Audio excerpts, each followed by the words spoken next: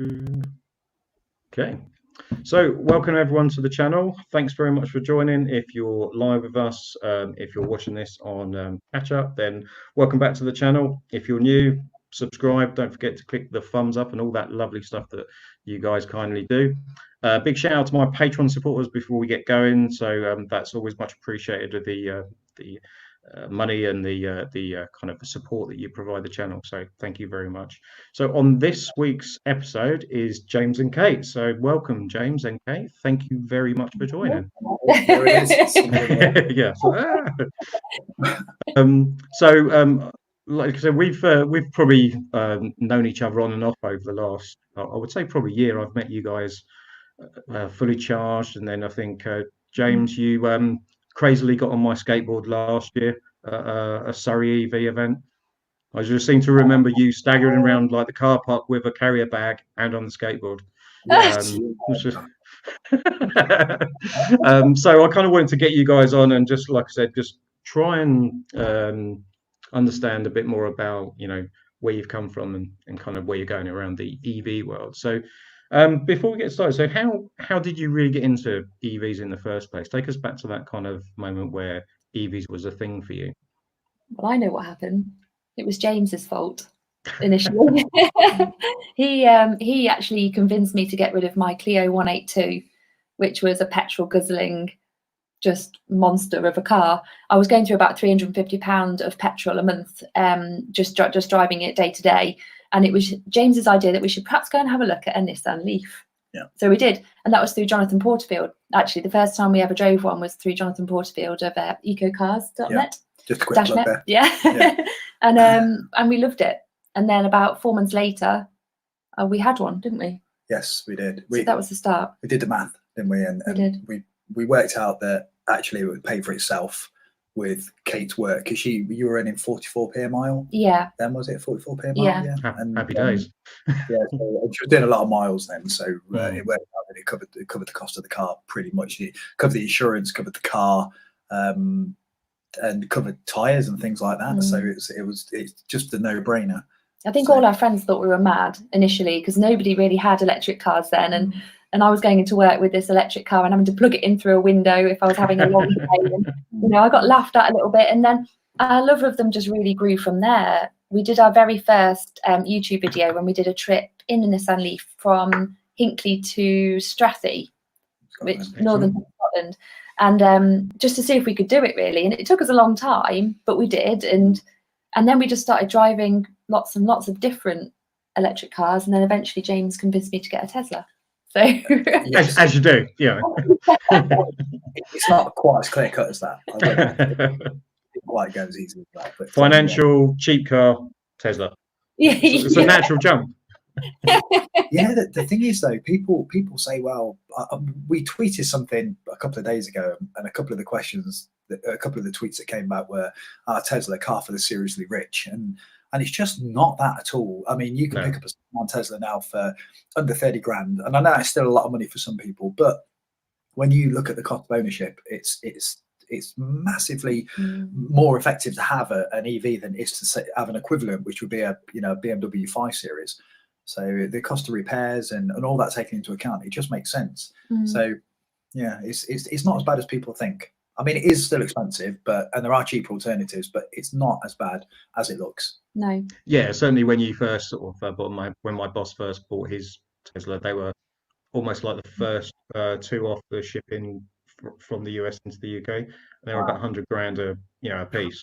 And like you said, now second-hand Model S, reasonable spec, even with I can't even say high mileage anymore, because high mileage doesn't make a difference. No.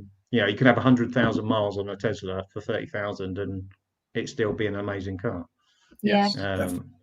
So was it, would you say, is more of a financial decision that kind of got you into it straight away? Or was there any environmental stuff or anything like that to begin with? I mean, yeah, a bit of both, I'd say, wasn't there? And I think I had solar panels at the time on the house I was living in, and we both did. Yeah, yes, we both had solar panels in our cool. two houses, separate houses, and we were just spending nothing on fuel, but obviously reaping the benefits of not sort of pumping out horrible stuff into the atmosphere as well. So yeah, definitely a bit of both.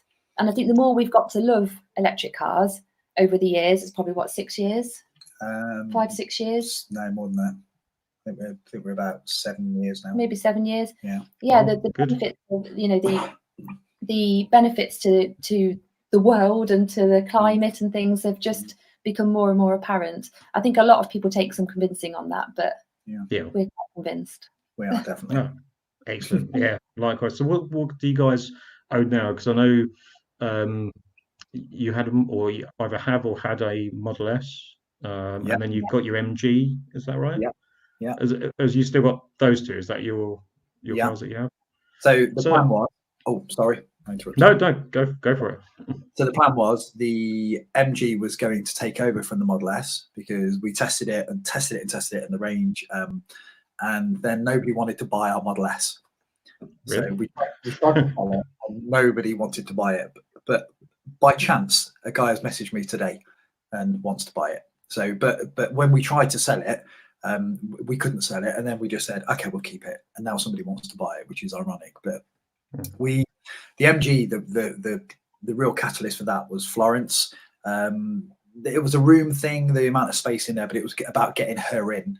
So when you got a 2-year-old, you have to lift them in and bend down into a Tesla. It's a backbreaker, and I was getting a bad back. Kate was getting a bad back, but in the MG, it was just fine. It was no problem at all, and it was cheap. It was a cheap one, in comparison. So it sort of filled that gap. And then the Tesla didn't go, so we've got the Tesla and the MG. But now Florence is getting herself into the car. We've gone through that window now, so we got what 7. How long we had it? 7 months. Can't remember. September. Yeah, September, October, November. Yeah, so we've got to that point now where Florence is like, yeah, I'll just get it myself. And she jumps on the back seat, jumps into a seat, sits down, and I'm like.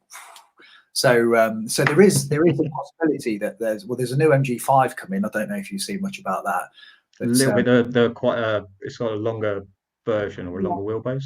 It looks a bit like a Passat from the side, sort of estate size. So possibly we might look at getting one of those. Slightly bigger battery. We'll see. We'll see what happens. So having the Model S and the MG, let's start with the Model S to begin with then. So what do you love about that and what don't you like about that? Because Tesla, everyone says Tesla's perfect, but we all know that that's not quite the case. There's so many things. I was convinced by James, and it took a long time to get this Model S, and it's the only car I can honestly say I've been in love with. And I look at it driving off up the street, and it just, when James is driving ahead of me, and it looks so beautiful to start with. But it's also an amazing car to drive. It's so smooth. You're so relaxed in it. And I think people always think, oh, you've got a Tesla, you want to floor it and put your foot down and feel the power. And you do occasionally, don't you? But actually, a lot of the time we have it in chill mode, and we just drive it really sensibly, really slowly. And it's just a very relaxed drive. So, but it does have, some downsides. I'm trying to think what they are now. The interior is not amazing in comparison to a lot of other cars. The quality of the interior. The MG interior probably is actually better than the Tesla. Yeah, I sat in one of them quite recently, and I suppose I was pleasantly surprised because for the price of the car, you shouldn't have an interior that looks that good. No, it's quite. We got a camera in it, and when I was fitting that, I was having to pull a few panels off, and they don't come off easily. They don't come off easily in the MG. The Tesla, well, they don't come off that easily as well, but you expect that from a car of that price point. So, but the MG was really well put together. So, trying to think what else with the Tesla. The door handles, obviously we had a door handle. I did see your video on that, so that was I was impressed. I got the first sort of couple of steps. I'm like, at this point, I'd be out. I'd be like, no, I need to get somebody to do this for me. It just turned out to be a broken wire. Yeah. So that was amazing, but just there broken. So a bit of solder, wasn't it? And you put a heat shrink on it, and then that was it. So. But the space in the S as well, the space is incredible. But then the space in the MG is also pretty incredible. Yeah. I would miss the boot on the S. I've got to say, it's just goes on forever. And if you're going on holiday with a small person, then you need a boot to go on forever, don't you? So yeah, no, absolutely. It is a lovely car. There's Sometimes you get really annoyed with Spotify, but that's one of the minor points in life, I guess. Yeah. Yeah. So is it? I mean, how about the size of it? Because obviously the Model S is still quite a big car for these roads.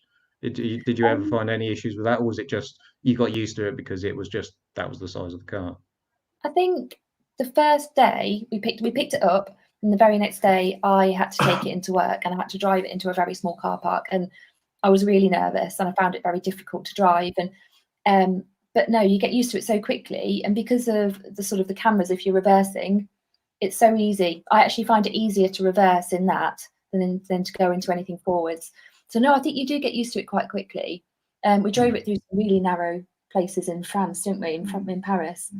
Model 3 was definitely easier, but yeah, but no, I don't. I think it's a car you get used to quite quickly. Cool. Would you say? Well, you mainly, don't you? Yeah. So, yeah. And I'm not gonna say that I'm the best parker in the world, and I can do it. So yeah. Yeah. Likewise, neither am I. So I won't worry too much.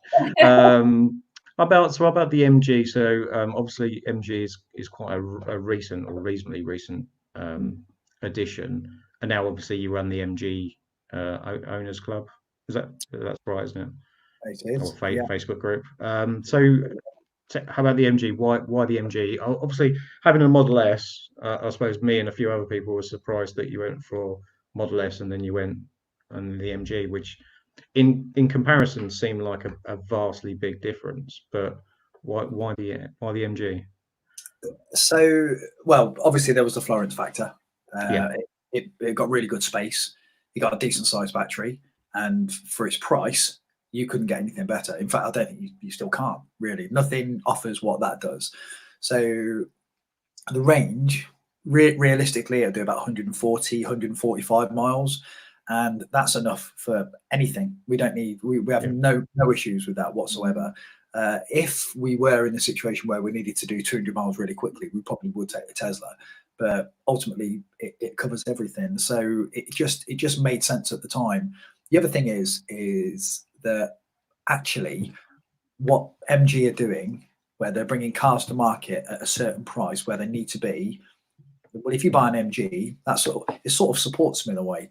And it sort of helps them towards bringing another car to market that's going to be at another cheap price. And ultimately, that has a knock-on effect all around the industry. So when the MG5 comes out and it comes out at the price it's going to come out at, I think they'll be selling a lot of those, and a lot of companies will be thinking, well, a good example, Nissan have lost so many sales to Tesla that they're pulling out of their smaller European markets just because Tesla have taken all their sales away. So that's not Norway, that's not the UK. We buy the most between us, but they've been kicked into touch by Tesla because their prices are so close, but what you're getting is so much better. So I think what MG are doing is bringing something that's as good and a lot cheaper, and I think that'll have a knock-on effect, definitely. In fact, I think not just MG, I think other Chinese manufacturers we need to watch those very closely, because that's going to have. It does seem crazy because it comes back to that mass manufacture which Tesla are trying to get to, really, aren't they? I mean, they want to get down to that sub 25,000 at least car, and the amount of people that I saw buying MGs, I think purely because that price point, because like you said, the battery range and things like that isn't that bad at all for the price of the car. And I mean, I've been driving my i3 for probably 2.5 years now. I've done 40,000 miles, and it's a worst case I get 100 miles. At best I get about 120, 125. And I've been all the way up to near Scotland. I've been down to Dorset and things like that. So actually, people that say you need that stupid size range car it's not really the case. With the infrastructure building up around you, it just becomes easy. Yeah, definitely. And obviously we touched upon sort of the interior, and the interior, what I noticed when I think I sat in Neil Roberts' MG at one of the meets, and I must admit the first thing that surprised me was the quality of the interior and the big kind of panel glass roof and things like that. And it just really surprised me, because you get into an MG, and because MG haven't really kind of done much amazing sort of cars recently, I suppose I was a bit taken back. It was like, for that price point, you don't expect that type of quality. No, you don't. You don't. It's definitely, like I say, it's going to shake the market up. There's other manufacturers as well, not just MG. If you look at it's spelled Xpeng, but I think it's Xiaopeng.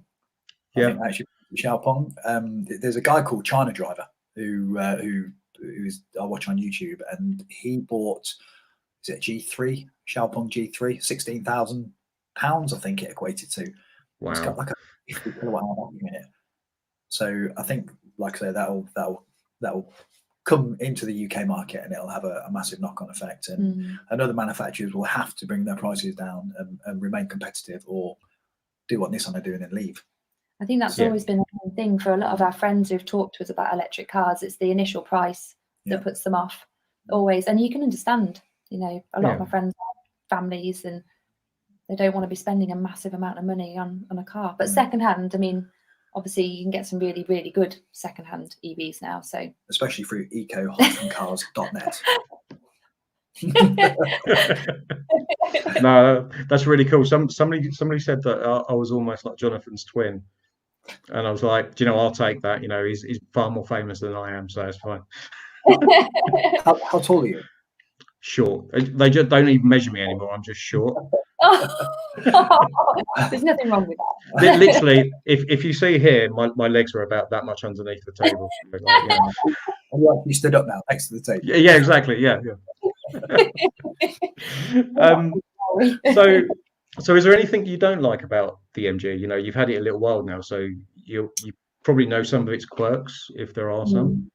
Yeah, so it's got a bit of motor whine, which, if you haven't got the stereo one, is quite pronounced. That's one thing I don't like. I didn't want to mention the bongs, but the bongs. Ours doesn't bong, but the bongs were frustrating. It bonged at every available opportunity to tell you something that you didn't need to know, really. So ours was debonged very quickly. So like you're driving the car, buying. Yeah. You open the door, you shut the door, you know, open the window. Wow. Well, not that much, but it's very Chinese market orientated, I think, and that definitely needs changing for future models. But that there is probably about it. Wow. Okay. So not really anything. I mean, I know. I think when I saw it at the motor show last year, I criticised the charging port flap thing, and to be honest, that was my only thing of it, and it was just because it felt a bit plasticky and oversized for what was actually behind it. Yeah, that's a fair shout. But what we've got to remember is, if you go to China, they take up that whole space. They've got 2 different charging types. Okay, that makes sense. Whereas CCS works both our rapid charging and our home charging. But you know, it's not actually really a thing plugging it in, because you get so used to it. It's actually, it's harder to unplug and put the bung back in. But once you've unplugged, you just, and I just throw the flap down, and it just goes, and it hasn't fallen off yet. So well, there you go. Happy days. Yeah. Always judge a car by if things like that just don't fall off. You know. Brilliant. So, but it's a really nice drive. It's a really nice drive, and it's definitely, you get what you pay for with it and more. Yeah. Excellent. So, whereas with a Tesla, in some ways you don't get what you pay for. So there's one way of sort of putting them together. Yeah. I suppose there's an expectation, isn't there, with a Tesla, but actually that's not always like the level that you actually get in reality. Yeah, definitely. Cool. Definitely not with the S anyway. No. Yeah. So we've so obviously, like everyone that's listening outside of this and around the world, everyone knows we're still in the pandemic. We're still in lockdown to a degree in the UK. One of the things that I was kind of thinking about, and obviously we've seen all the stuff in the news about their air quality, and obviously all the manufacturers for pretty much all cars, apart from I think Tesla, just kind of shut down and stopped. What do you think this situation is going to be like coming out for EVs specifically? Because there's a part of me that says this is going to have a really good impact. People are going to see all the benefits whilst they've been doing all this sort of stuff, and then you know, it's going to take off. Do you think Do you think this will almost give it the kick that everyone wants it to, or do you think it will just carry on a slow build up? I'd like to think it would give it a kick. I think a lot of people have commented on the quality of the air, and that it's changing people's perceptions around what they think of EVs in terms of the pollution that they still are perceived to be making, I suppose. And I think that needs to change. But I'd like to think so. I guess a lot of people are going to have a lot less money though, aren't they, as well, to spend? So that might have an impact in the opposite way. I don't know. What do you think? It's difficult because, unfortunately, there's a lot of people who just don't care, and that's a large portion of people just have an attitude of, well, it's not my problem, so they'll just carry on regardless. But then, like you say, we've seen around the world where, was it Venice, about jellyfish in the sea and the water unclear, and swans. They haven't had swans there for like 60 years or something, and things are looking better. So maybe some places will wake up to it, but I think by and large we'll just go back to normal. Everyone will jump back into their cars and carry on. But from a different perspective, I work for a UK-based motor manufacturer in prototype electric vehicles, and the company is completely and utterly driven towards electric. Electric is absolutely, that's why I was still at work. We were the only department still at work. The whole of the rest of the company shut down but us, and we remained at work purely because it's electric vehicles, and the drive is towards that. So I think that the picture that we may not see from the general public is that actually manufacturers are really going towards this. All of them are. It's not just us, it's other manufacturers. So there's a sorry. No, internet lag. Even though they might promote a hybrid or a diesel or something like that, that's what their bread and butter. But actually, behind the scenes, they are heading towards it. So, there's so many manufacturers, aren't they, that like even before this were going that way, and certainly the new manufacturers. And dare I say, like we was talking about earlier, the Chinese manufacturers coming in that have been pushing this in China, and obviously Tesla have gone to Shanghai with their big factory as well. A lot of that has already came back pretty quickly, I think, after the that sort of side of the world sort of started to come out of it. And I just wondering if actually, like, whilst there's, like I said, there's an element of people that may not have the money to do that, or whether some people's attitudes will change that were on the fence. Because there's people, I don't know about you, but whenever I go to events and shows and things like that, you get a certain level of people. There's a person that's like, I'm never going to own an electric car.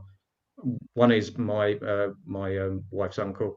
He's been in the motor trade for, seems like forever. He owns a garage, thinks my car's a milk float, and basically like will never ever decree that electric cars are the way. But then there's other people I meet that are just not sure, so they've not tried it, or they're interested. Do you think this will be the point where I go, do you know what, actually this is the right thing, because look at everything around us that's happened? Maybe. I wonder if that will push people in that way. Possibly. I suppose people are perhaps going to have had more time as well. That's the other thing, to look at the different options. They're going to have been sat at home, maybe hopefully watching YouTube videos and investigating the different options. I just don't know. I'd really like to think so. I would. The social media aspect as well is growing. There's more YouTube channels. There's more Twitter handles. There's more people promoting it, and it's getting bigger. If you look at Fully Charged, for example, back before they started, when it was gearless and they were very small, it was just Robert Llewellyn on his own, and then he started Fully Charged, and now that's grown exponentially, and it's got a massive following. And now there's videos between them and Auto Trader, and things. So it's growing, it's getting out there. So I think this will have a kind of a positive outcome. I just don't know that we'll see it soon. I think it'll be maybe 6 months down the line, 12 months down the line, but I think it will do something. We'll have to wait and see the figures. We'll see a bar that goes like that, and then a slight blip where coronavirus was, but maybe, hopefully. Because didn't we see that, was it 600 and something Teslas were sold in April? I think that was I think Fully Charged like put that the other day, and there was like 1 car or 0 cars for everyone else. I think the guy who does it is a guy called Maz on Twitter. He gets he's the first to tweet the monthly sales. So yeah, and it was the Tesla Model 3, then a Jaguar I-Pace. That's right. So, yeah. Really small numbers, but even still, they were sold. So and they were electric and not diesel or petrol. So that's obviously a good thing. My stepdad is someone who's never, ever, ever wanted to go electric, and only the other day he was talking to us about an electric car. Wow. Ryan. Was he? I mean, whether that's something to do with what's going on now or not, I don't know. But you know, maybe it is. Maybe he's had a bit of time to think about it. So it's always always hybrids. Yeah. So watch this space. He was talking about getting a post put up on the road. I don't remember that. Oh. Sorry, Simon. No, that's good. I like to hear those sort of things, because it's like with the amount of people that I know that have got hybrids as well, and it's like I always sort of say to them, well, that's a good first step. Take your step to like EVs through a hybrid if you're not sure, and then move to the inevitable like full EV. You know, myself and a few other people have proved that, you know, I still don't have home charging, and 2.5 years later it still hasn't been a problem. Yeah. So how do you manage? What do you do? So when I first started, probably for the first 2 weeks, I thought I'd made a complete mistake, because like I literally bought the car and thought, this is a great car. How do I charge it? I got no way of charging. And then my boss, who'd bought Teslas, put chargers in at work. So that was handy. But then I had no chargers near me, no fast chargers at the time either. So none of the Polar Network and Instavolt that we see now.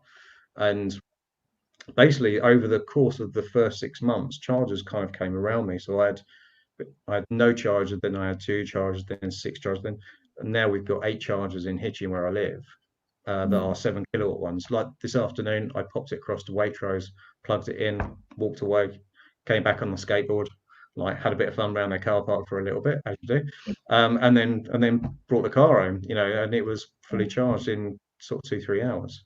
And I've kind of been doing that. And if I'm going on long journeys, like for work, I go up and down the country as well. I just factor that time in, or I charge before I go to work somewhere, and then I know that I'll stop for something. I'll charge up on the way. So actually, the longer journeys haven't been a problem. The shorter journeys are just about kind of planning my week, and that's just worked. I mean, it's not going to work for everyone, but it's doable. And I know a few people that follow my channel. They've all done that now and said, well, it's not as difficult as what people make out. No, it really isn't. It's definitely a mental thing, getting your head around it. People, it's like the range thing. You know, people think 400 miles in a tank and they need to be able to read it, but actually they soon realise that they can get by with 60 or 70 or 80. You know, and it's no problem. And then years down the line, they look back and think, why did I need 400 miles? You know, when I never do it. I had a Qashqai that had a 500-mile range, and I guarantee on a weekly basis I was topping that up. I never got down to less than a quarter of a tank. So it's like, actually, you never use that. So we just had our monitor go off. No, that's all right. You check. I'm just going to go and check her. Bear with me. No problem. Oh, she's okay. You sure? Yeah, she's okay. Okay, we're back. She's okay. Sorry about that, Simon. She was just, if not, get her on the stream. Let's ask her some serious questions. Trust me, if my 4-year-old wasn't in bed, she'd be here on here. She already pretty much knows everyone that I work with now, like through our Skype sessions and team sessions. So like, I'll be chatting away to a customer and she'll like, hello. Great. Lifts the mood, doesn't it, sometimes? Yeah, exactly. Right in the middle of a really harsh conversation. Like, just show her the child. Instant. Cuts it down. Instant. Okay, so I suppose before we come to, there's been a couple of questions in the chat, which is great. Advice for new EV owners, which is obviously probably stuff that you get asked all the time. I get asked all the time. If you're filling up and somebody walks over and says, well, it doesn't do that many miles, and how do you cope and stuff like that. What's your, if you had to give one bit of really good advice for new EV owners or people that are thinking about it that are not sure? I'd say get an extended test drive. I was going to say that. Gutted. Yeah, I think that's the key. I mean, go and see all of the different cars you're interested in and test them out for their practicalities as you would with any other, any car, and then get a test drive. I think doing a 20-minute test drive in an electric car, if you're unsure, is just not enough. You need to live with it for a few days and go to work and experience it. And you will experience it worst almost, because if you're at home, you're only going to have a plug, through your granny lead, your letterbox, your granny lead. Yeah. And that's, if you can get by like that, you'll be able to get by really, really well. So that's my piece of advice. Good advice. Yeah, very good advice. And the other bit would be to join the forums, because the real information doesn't come from so much from YouTube videos. It actually comes from owners. So you can go onto Facebook and you can join a Nissan Leaf group, electric vehicle group, an MG group, a Zoe group, and you can go on there. And there's people who have had the cars for years, and they can tell you all the pros, all the cons, and you can get real information, the stuff that you won't get in the dealer. So get on there, have a look, and get the information you need, and then get your test drive. Fantastic. I suppose the only one that I would add was ask yourself, what really do you do on a weekly basis in terms of mileage? Because people often think they do hundreds of miles a week, and they really don't. No. I mean, I used to do, I think, an 80-mile round trip every day, but I knew that where I would charge. So, it's just understanding that completely. Okay, brilliant. Similarly to that, I was working in Oxfordshire, and I was using the 22 kilowatt-hour Zoe. So we were driving 83 miles there and 83 miles back. I think it was 83 something miles. like that. Yeah. So we could charge there, then we couldn't. So we had to charge on the way there and then on the way back, and it was hard work, but we made it work, and that was in a 22 kilowatt-hour Zoe. So it's doable, isn't it? Yeah, we did cut it fine. So occasionally we would drive back with a heater. So, but I know those. Brilliant. Okay, so let's have a quick look down the comments then. So there's a few people on. Brian Evans, hi, does the MG come with an app, which the MG ZS does not?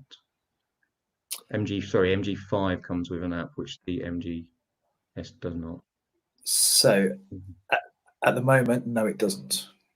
It doesn't have an app. So what we know is that later MGs will have an app, and it's frustrating because, like other manufacturers that do have apps, and for other countries, so if you go to Asia, they've got a really, really amazing app. It's absolutely fantastic, and what we've got here is no app. So, and I know an app is useful. It's a real extension of the car. For the Tesla, it's brilliant. You can do anything with it, and it would be useful for the MG. But the one thing I will say about the MG is the heater in the MG is like a Russian furnace. So you get in, and it's blowing it's blowing warm air within about 10 seconds. So it's not a defrost issue, but people just like to look at it, don't they? They like to just check it. Oh, how many miles have I got? And then an hour later they'll check it again. I've still got the same amount of miles. It's just one of them things, a geek thing, and that's I understand where the frustration comes from, but it's manageable. It's manageable. And the new MG5, will have in one of its specifications, it's got a heated front screen. So if you just get in, press that button, and that'll clear your screen in probably a minute. Instant. Brilliant. I mean, the one probably most of the time I use it now is that to make sure my car's not stolen. So when I've left it over in Waitrose and things like that, it's like, yep, it's still connected, it's still charging, no one's nicked it. Wow. It tells me when James is on his way home from work, so I can put dinner on and all sorts of things. It's quite useful for that. Yeah, it's good timing. Yeah. Brilliant. So who else we got? So we got Fentor, who's on the chat. It's a good point. Yep, I need a Wii at 100 miles. Yeah, I'm at that age where, to be honest, a coffee and a Wii is definitely more important than a big range. He also said, if you do have a coffee, you are pretty much guaranteed you'll need another Wii in another. Exactly. Yeah, so you can get more range. It's brilliant. He's also said, test drove an i3 for a laugh and ended up only getting one. So brilliant, great little car. I love mine. He also does 50,000 miles per year on electric cars. So fantastic. That's a lot of miles in a year. Yeah, that 50,000 is a lot of miles. That's taxi mileage. Yeah, that is, isn't it? I mean, Yeah, I've only done high. 40,000 in 2.5 years. So. Mm. Brian Evans, hi. I cancelled my order for NGZS because it could not preheat, so I've gone for a Corsa E, but it's still waiting for it. Yeah, I must admit I like the Corsa E. I test drove that and I thought it was a fantastic car, exactly what Vauxhall needed to do. My only downside to that is that I wish they would just gone full on EV rather than going, we're going to also do the petrol cars over here, but Yeah, but that was a fantastic little car. The good thing about their website actually is when you look at it, and Peugeot's, because they're together now, is that it will say petrol, diesel, electric, and you can pick from one of the three, which is nice because that's something that you never see years gone by. Electric was, down in the corner. It was the dirty little secret, wasn't it, on their website? So I think we haven't driven the Corsa E, but we've got access to one. We've got access to a Corsa E, a Vauxhall van, Peugeots, all the Citroen range as well. But it's just we can't do anything at the moment. So unfortunately. Brilliant. Mark Cornwall. So hi, Mark. Hello. Is James missing not having the Twizy? You know what? I am a little bit. I was sad when the car went. But as it happens by chance, a friend of ours has got one around the corner and he's selling it. It's £5,000. It's immaculate. It's in green. I didn't mention that, did I? Sorry. Yeah. So live on air. Yeah. So, but I'll at least when I can go around and have a look at it. But yeah, I do miss it, especially with this weather. It'd be perfect. Yeah. I will take it to work. No two ways about it. Yeah, they were fantastic fun. I've only driven one once and absolutely loved it. They are good fun. They're just cold. Yeah, I do like the fact that the doors are an extra option for the car. You have to buy those extra. It's like, do you want doors? Yeah. How much? Yeah, you want windows? Brilliant. Let's see what else we got. So Fentor, I must do with electric car is the NC500 and Orkney. Done it twice in the S. Battery never went below 50 and was tanking it too. So wow, yeah, that does sound like a good little trip, I think, for any electric car. It's one that, like, every time I kind of think about, I need to go up to like Dundee from here and just do a proper, like, full-on tour. Yeah. So that'd be cool. Okay. Strathy is on the North Coast 500. That's yes. Yeah, that's where we go, and it's nice. Nice little stop off. Got a charger there as well. Excellent. I might have to do that. Okay, so what's next then for you guys? Obviously, you've got your YouTube channel. You're running the MG Club. What's kind of next in the world of James and Kate? Not sure. I think at the moment we're on hold. We're only able to apart from lockdown.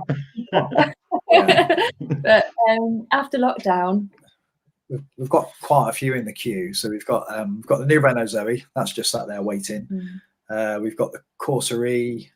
We've got fleet of Vauxhall stuff, electric vehicles that we can do. We've got a couple of new motorbikes as well to do, but like I say, it's just getting around to them. Or was you meaning what else are we planning on? Is there going to be like is there anything? I know Fully Charged was coming up, and then that's kind of moved back to October. Presumably, you guys are going to be there again, are you?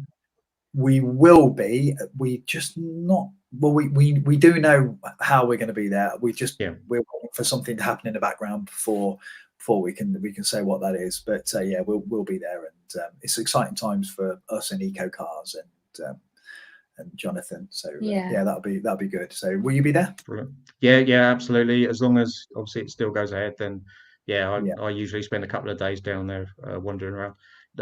Last year was very bizarre for me because people were actually coming up to me and sort of saying hello, and I'm like, how do you know me? Oh yeah, I do a YouTube channel. It's really nice, but also you're in that position. Yeah, it was very nice, and everyone was very very polite and things like that. But yeah, it was very strange, and I didn't even think that was a thing. But Okay, so wrapping up then, anything that you kind of want to plug, or is there any, you know, where can we find you guys on, presumably on Twitter, YouTube, Facebook, Yeah. all of the YouTube, above? YouTube is James and Kate. Twitter is @KatePhantom. James, Kate and Florence. Oh no, it's changed, hasn't it now? James, Kate and Florence. Yeah. Yeah, but it's @KatePhantom. Yeah. And I'm not on Facebook. James is the Facebook I'm king. on Facebook. So, but if you're interested in an MG, there's, just to give you a quick heads up. So you've got the MG ZS, got the MG5, got the MG3, which will be another one that's coming, and there's another one as well. So there's quite a lot of electric vehicles coming from MG. So well worth joining that Facebook group. What's it called? It's called MG Electric Vehicle Owners Club. So, yeah, MG Excellent. So Brilliant. you can catch up there.